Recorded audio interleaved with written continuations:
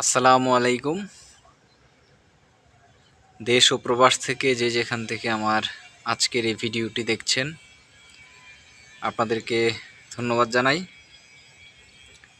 এটা হচ্ছে আমাদের প্রজেক্টের ছোট্টখাট্ট একটা এখানে হচ্ছে আবাদ করার চেষ্টা করছিলাম। তো আল্লাহর রহমতে দেখেন যে গাছের মধ্যে বেগুন আসছে। এই যে এখানে দেখেন, এগুলো আসলে বেগুন না, একটা সোনার খনি।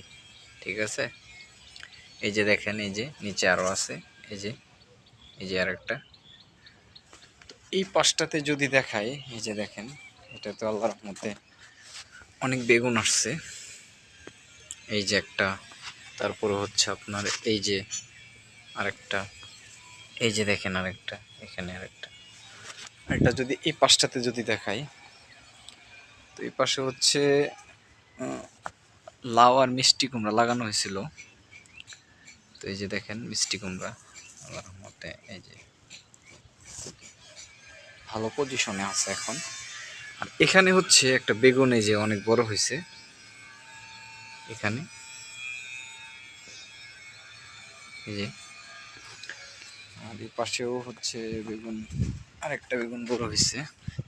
এখানে একসাথে দুইটা বেগুন।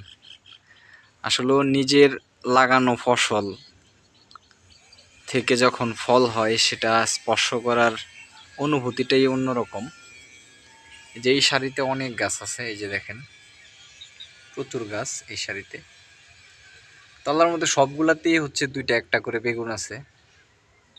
তো যাই হোক, সবাই দোয়া করবেন যেন এই গাছগুলোতে আরও বেগুন হয় এবং বেগুনের ফলনটা যেন ভালো হয়।